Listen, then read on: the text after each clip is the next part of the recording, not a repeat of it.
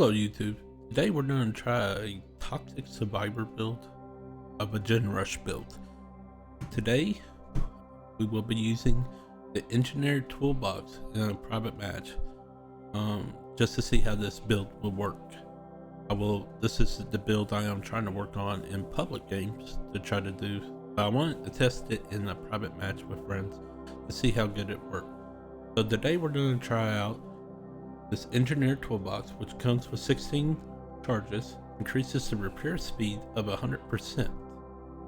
Then we're going to add the socket swivels that also increase the toolbox repair speed of 30%, meaning we got 130%.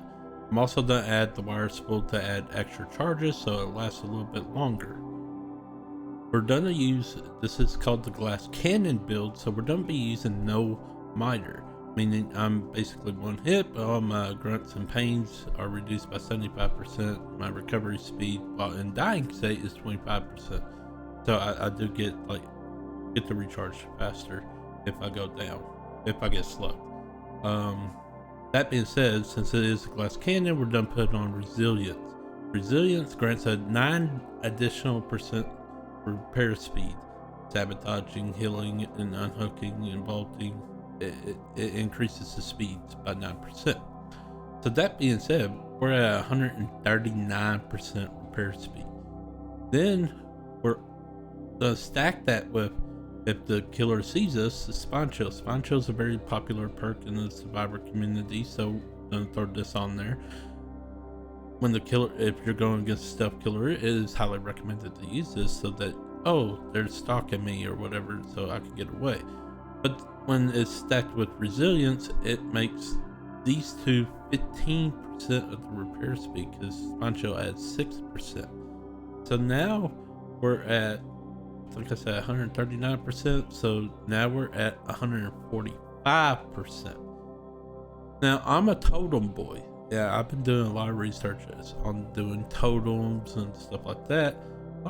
I've been looking, this perk's not commonly used, so we're going to try to use the overzealous perk. Your generator repair speed is increased 8%. Now this bonus is doubled if cleanse a hex totem. Well, all survivors know most killers uses hex nowadays. This perk deactivates when you lose the health state by any means, so it does work with no miter, but if I go down, it will no longer work for the rest till I do another totem. Now if I do a hex totem, which we're gonna try in game, we're gonna try a regular totem, and then we're gonna try a hex totem just to see how fast all this will be. Now without the hex totem, we're looking at, I said, let's see here, 15 plus 130, I said 145, so 145 plus 8, we're looking at 153%. But if we're doing it with a hex totem, we're looking at 163%. Now that being said, we're also going to try it in a game where we have a teammate with this same build, but instead they're going to use Prove Thyself. So that's also going to increase our build to 9, 15, and then 145 plus the Prove Thyself of 15% when co-oping. So that's gonna do roughly 160% plus my 160%. So we're looking at 300 and something percent for repair speed. So that's what we're gonna try going on, and just see how fast this glass cannon build. Now we're giving the killer a chance. We're not trying to be too toxic because we're using no miter, but we are going for a Gen Russian build. So once we'll get all this situated and get going. It's me cleansing a totem, just a regular totem. We're gonna try it, the Gen repair speed with just a regular totem and resilience and the spawn shield kicking off.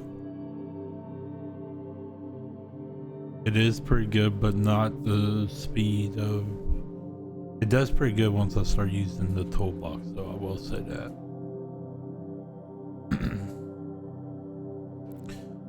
Now this is just a solo build. If you do have a teammate with Pure Dust Up, I'm sure it would even go faster. This is just me repairing the gen without the toolbox right now, just showing you how fast.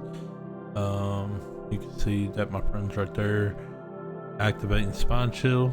It goes pretty quickly. Now watch the speed with the toolbox. This is going for the 160% speed now. Well, 100, it's not 160, but here's me cleansing a hex on a different map. Y'all can see with the resilience and spawn chill, with no miter, I'm cleansing the totem pretty quick. If someone else had leader to cleanse the totem on your teammate too, for Dust Up and leader, this probably be a good team building game. But you are, like I said, one shot with no miter, so it's a toxic gen Russian build, but you're also hurting yourself too by putting yourself in no miter.